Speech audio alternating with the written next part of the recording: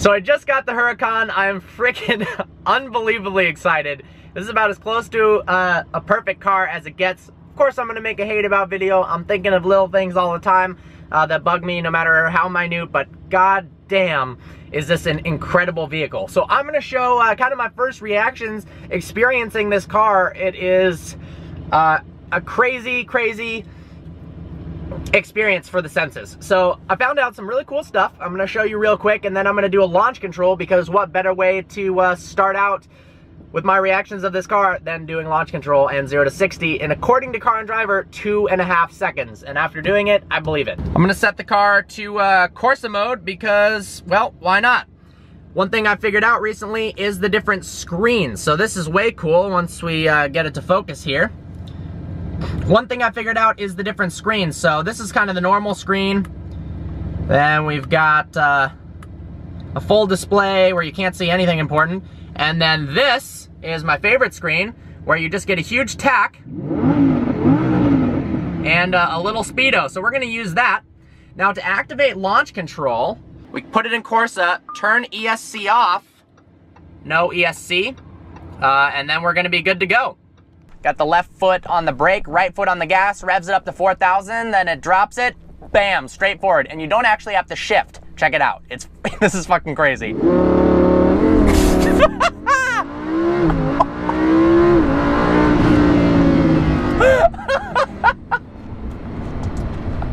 Holy shit, this car is so fast. There really aren't too many other vehicles that can launch quite like that. I mean, 0 to 60 times that match that. A Porsche 918 Spider, a Veyron, I'm sure the new Chiron. I guess pretty much all three hypercars, P1, LaFerrari, but holy shit, other than that, unbelievable.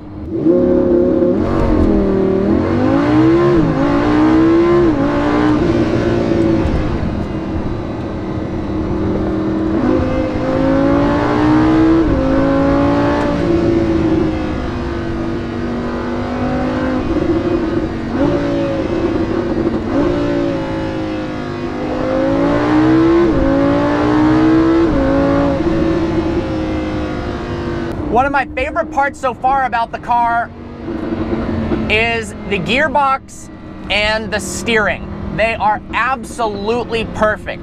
Now, Lamborghini had a single clutch e-gear transmission for the Gallardo, and it was also single clutch for the Aventador as well. The Aventador, they did it for weight savings reasons, and they still got really fast shift times, but the drivability from a daily driving perspective and from a racetrack perspective wasn't quite as good as it could have been with the double clutch. However, it was awesome getting slammed back into the seat from a pure drama perspective. That's what Lamborghini is all about.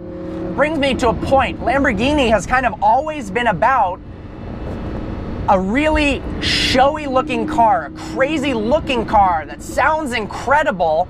This is from a pure, I'd say, auto journalist standpoint, that they look incredible, they sound incredible, but they don't drive the way their price and looks suggest.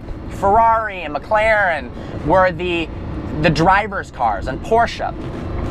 But they totally changed the game with the Huracan. The steering is absolutely phenomenal. It's incredibly precise. And you really don't get any of that classic understeer until you're going so fast around a turn, it's nuts. And you punch it, give it a little bit more gas, and the rear end can slide around. Not quite as much like the LP 580-2, but damn. Something that's really impressed me so far is actually, and this sounds counterintuitive, I don't use it very often, but the automatic mode. This is something that you would never ever use in a Gallardo or an Aventador, because it was, one, horrible on the single clutch transmission, you'd burn out the clutch, and two, clunky and terrible. This is one of the smartest automatic transmissions I've ever experienced. So you can't activate automatic when you're in Corsa, but we're gonna put it back into sport.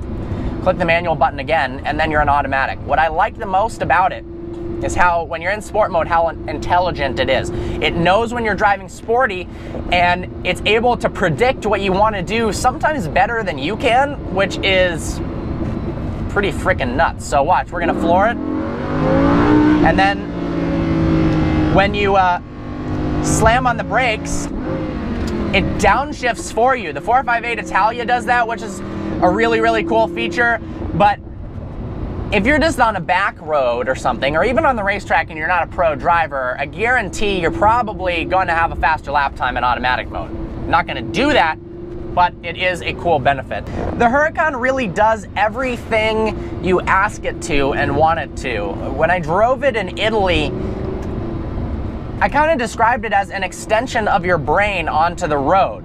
You just think about what you want to do and this car does it. Whether it's small steering inputs or the throttle, it's unbelievable, the responsiveness of this car. It honestly feels more like it was made by a different manufacturer than Lamborghini. It's so unlike most of their cars, all of their cars, that it feels 100 years in the future from the Gallardo and from the Aventador. I hear the Aventador SV is much closer. It's more nimble, it's lighter, of course, and obviously unbelievable lap time on the Nürburgring.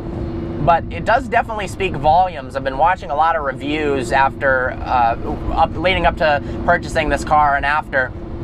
And very, very well-regarded race car drivers like Randy Post from Motor Trend have said that this car drives better than any Ferrari they've ever experienced. And when you think about pure driving experience, regardless of what you think about the politics of the company, Ferrari makes incredible cars, very, very, very sharp handling. And to say, Randy Post said that this drives better than any of them he's ever driven that's crazy. And at the time that they drove this Huracan around their test track at Willow Springs, the only faster car was the Porsche 918 Spyder. Now, obviously that's a faster car. It's not even in the same league price-wise. Curious how the Centenario compares, or Centenario, however you say it. Another one of my favorite parts about this car is the exhaust. The crackles on overrun are incredible. So let's shift it into first.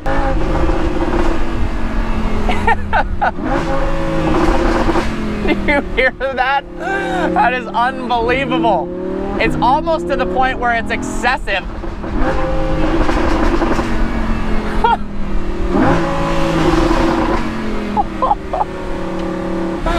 Reminds me a lot of the Jaguar F-Type in the sense, in the crackles, but man, it's a more high-pitched noise than the Gallardo, and it's also got those crackles.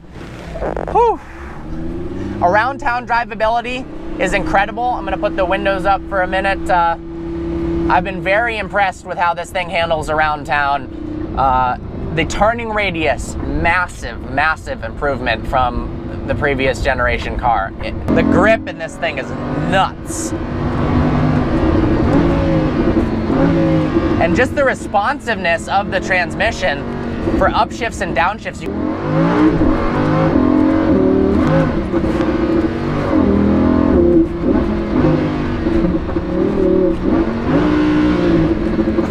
It's freaking ridiculous. That was a double downshift. Then come into a turn.